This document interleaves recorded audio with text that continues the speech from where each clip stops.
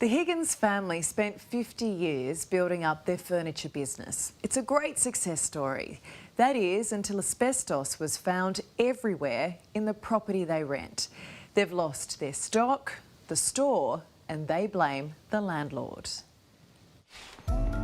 So all of the stock's been damaged? It was difficult, very difficult.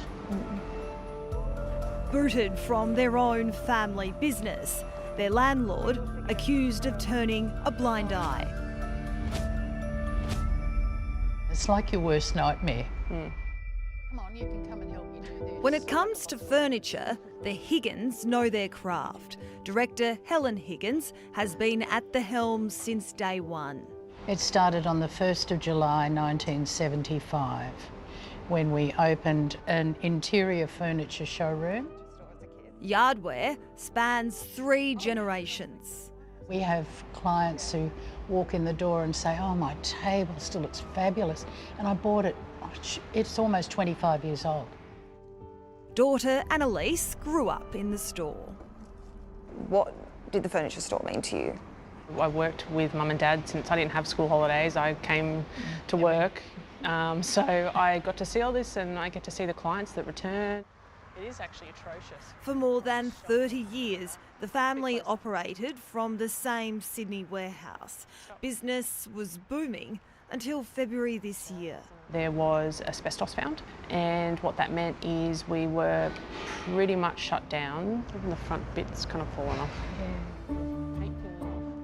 The landlord gave them 24 hours to leave, saying only that asbestos had been found. We were not allowed to open to public, so that goes our trade. Their entire showroom quarantined. Just the stock alone was $1 million worth, and what small business can front that to repurchase it after damaging it? Lost sales and just closing, who can fully quantify that? But no client walked through the door for 6 weeks, like that's terrible. Realising clean-up wouldn't be quick, Helen and Annalise had no choice but to relocate to a new site close by.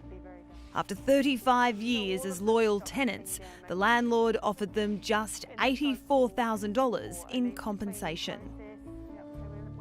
We can't walk away from $1 million. We just need to finalise this. And move on. It's been absolutely horrific, genuinely horrific. Half a century of business wiped out overnight. The Higgins starting from scratch, but it wasn't the worst of it. Unfortunately, my mum got diagnosed with cancer and we're going through treatment at the moment. The hardest thing for me, once I was diagnosed, was to actually leave the business to concentrate on myself. With Helen undergoing treatment, Annalise is doing her best to rebuild. Their anger is directed squarely at Toga Group, the property developer that owns the building. They say Toga failed to maintain it and want fair compensation. But the thing is, you're looking at a mother and daughter against Goliath. How do you fight that? Lawyer Lisa Dixon.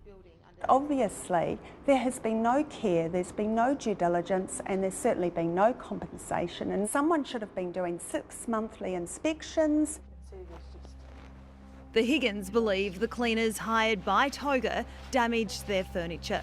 In a statement, Toga Group told ACurrentAffair it's been attempting to resolve the dispute with the family and its building has been cleared by Safe Work. Lisa, what are we looking at here? We are looking at bits of the ceiling, rafters and asbestos covering the floors, covering the windowsills, covering every inch of this building. The building should be condemned and it certainly should not be leased to anyone else.